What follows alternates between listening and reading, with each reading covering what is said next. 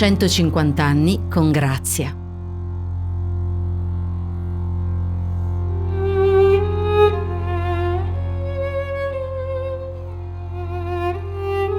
Grazia Deledda è la scrittrice sarda più conosciuta al mondo, l'unica donna italiana a ricevere il premio Nobel per la letteratura.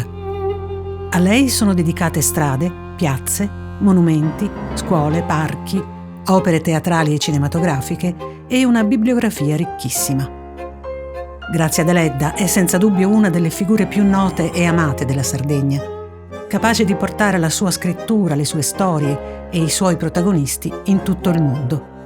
Nata a Nuoro nel 1871 da Giovanni Antonio Deledda e Francesca Cambosu, quinta di 7 fratelli di una famiglia benestante, Grazia ha avuto lo straordinario merito di affermare il suo talento letterario in un mondo che all'epoca lasciava poco spazio alle donne. Il fatto che una donna, una ragazza, scrivesse era considerata immorale.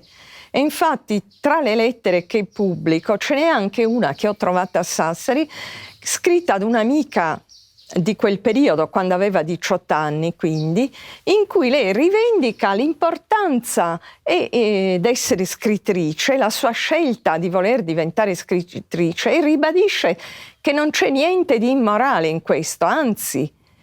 E questo mi sembra un atteggiamento coraggioso in una situazione in cui le donne, la maggior parte delle donne erano completamente analfabete, e quindi lei ha compiuto un gesto rivoluzionario in quell'ambiente. Lei praticamente vive in un mondo in cui una donna che studia, una donna che vuole scrivere è una donna pubblica. E attenzione, perché il termine donna pubblica ha doppio senso. È una donna pubblica, quindi una donna non seria. E Grazia Deledda che cosa fa?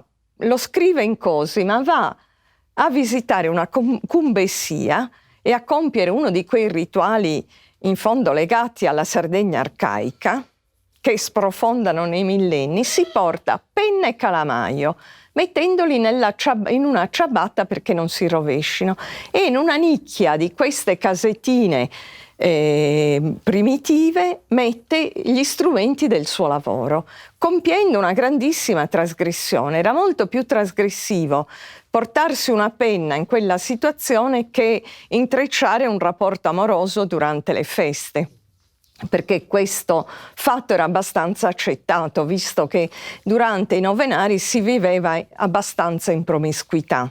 Ma quando cominciai a scrivere, 13 anni, fui contrariata dai miei. Il filosofo ammonisce: se tuo figlio scrive versi, correggilo e mandalo per la strada dei multi.